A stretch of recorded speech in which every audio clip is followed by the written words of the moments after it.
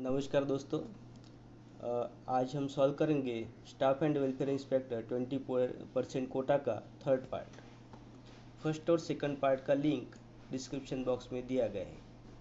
तो चलिए स्टार्ट करते हैं। Question number 59। In case of mass transfer on administrative ground up to 1000 kilometre, joining time of dash days is permissible. प्रशासनिक आधार पर 1000 किलोमीटर की दूरी तक स्थानांतरण के मामले में दिनों का कार्यभार ग्रहण करने की अनुमति है। ये रिपीटेड क्वेश्चन है, बहुत सी मैक्सिमम एग्जाम्स में पूछा जा रहा है। तो इसके लिए मास्टर सर्कुलर नंबर 6 हम देख सकते हैं। Master circular number 6 joining time से संबंधित है।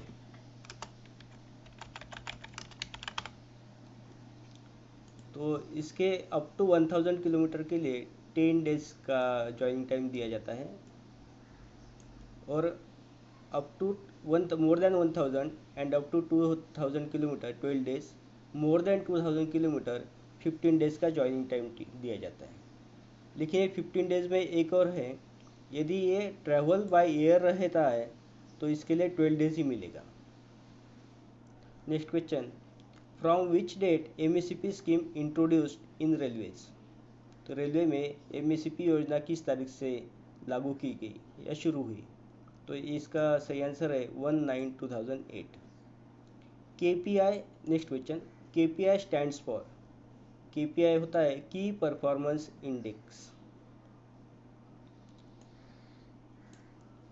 ये एमएससीपी से एमपीपी से रिलेटेड क्वेश्चन है। Next question, question number 62। What is the benchmark for grant of MSCP with effect from 25/7/2016। दिनांक 25/7/2016 से एमएससीपी के लिए क्या है। तो इसके लिए ग्रेडिंग होता है अपार का, ए है वेरी गुड। इसमें जो डेट है 25 जुलाई 2016, ये इम्पोर्टेंट डेट है। कभी कभी ऐसा भी क्वेश्चन पूछा जाता है कि वेरी गुड बेंचमार्क कब से लागू किया गया। तो ये 25/7/2016 से है। Next question, with in how many days priority 1 CGI cases should be finalised. प्राथमिकता 1 के केसेस में अनुकंपा भर्ती की कार्यवाही कितने दिनों में पूरी की जानी चाहिए। तो ये है 1 month. Next question, question number 64। इसमें दो स्टेटमेंट दिए गए हैं। स्टेटमेंट 1 पढ़ते हैं। In case of medically decategorisation, CGA can be given only in group D category. Statement 2 है at least 10 years service should be left. In the light of the above statements choose the answer from the options given below. तो अभी एक जो objective questions में ये pattern दिखा गया है कि स्टेटमेंट 1 स्टेटमेंट 2 बोला जाता है। इसको बहुत ध्यान से, बहुत इजी रहते हैं, लेकिन इसे ध्यान से पढ़ने की आवश्यकता है। इसमें गलतियां होने की चांसेस रहते हैं। तो पहले स्टेटमेंट 1 देखते हैं फिर से। In case of medical decategorisation, CGA can be given only in group D category. Yes, ये तो सही है। तो स्टेटमेंट 1 इज करेक्ट। और सेकंड स्टेटमेंट है at least 10 years service should be left. नहीं, 5 years सर्विस लेफ्ट होनी चाहिए। तो स्टेटमेंट 2 हमारा रॉन्ग हो जाएगा। तो statement 1 is correct. Both statement 1 and 2 are correct. नहीं, only statement 1 is correct. Yes, only statement 1 is correct. ये हमारा करेक्ट आंसर रहेगा। Next question, NPA is paid to. NPA इसका फुल फॉर्म होता है नॉन प्रैक्टिसिंग अलाउंस। तो ये non practising allowance है, ये डॉक्टर्स को दिया जाता है। Question number 66। How many percentage of total vacancies are reserve for PWD persons. तो ये है 4%। Next question, how many month study leave can be sanctioned at one time. Study leave, अध्ययन अवकाश जिसे कहते हैं, कि एक बार में कितने दिन के लिए दिया जा सकता है। तो ये है 12 मंथ्स का। Next question, question number 68। What is the maximum number of sets privilege pass given to an officer in 1 year? एक वर्ष में एक अधिकारी को दिए जाने वाले सुविधा पास के अधिकतम सेट की संख्या कितनी होती है?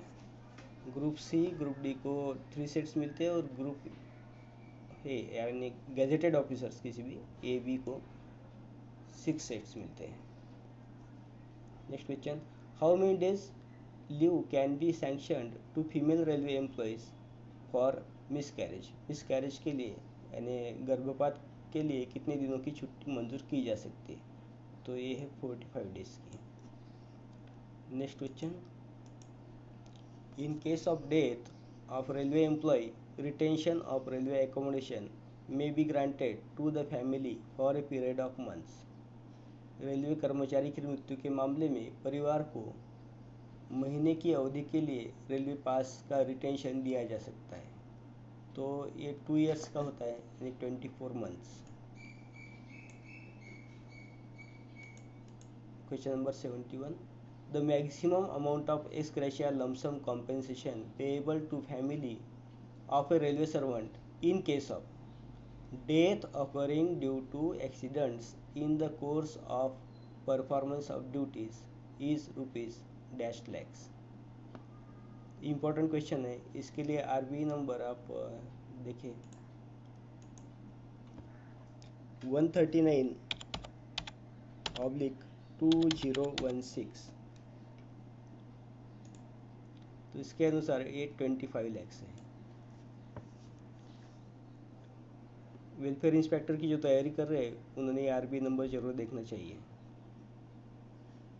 Next question, HRMS is developed by. HRMS किसके द्वारा विकसित किया गया?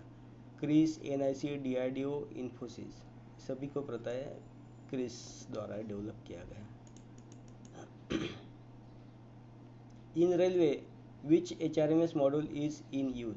रेलवे में कौन सा HRMS मॉड्यूल उपयोग में लाया जा रहा है? E pass module and settlement module, yes. Office order module and APAR module, yes. Only B of the both A and B, correct answer is both A and B.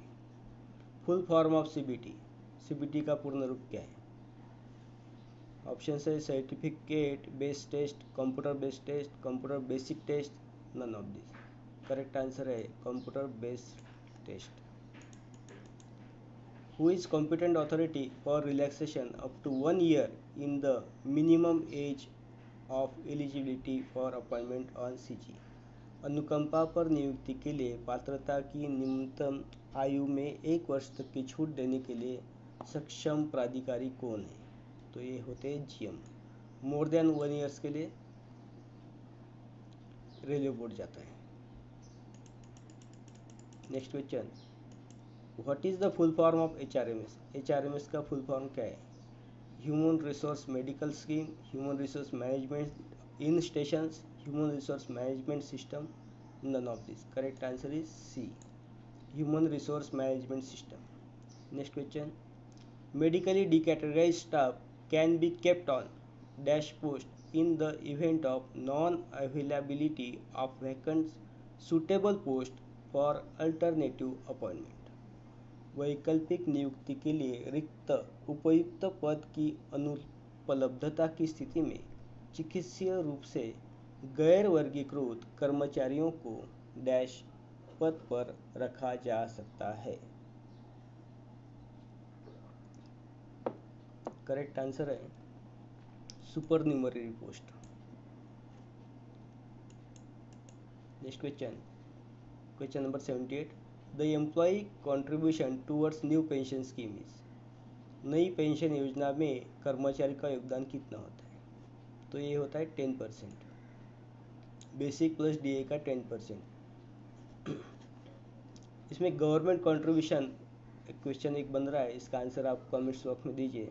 Government contribution to dash of basic pay plus DA has implemented with effect from salary of April dash onwards. इसका answer please comment box में जरूर दें, ये next आने वाली exam के लिए question हो सकता है।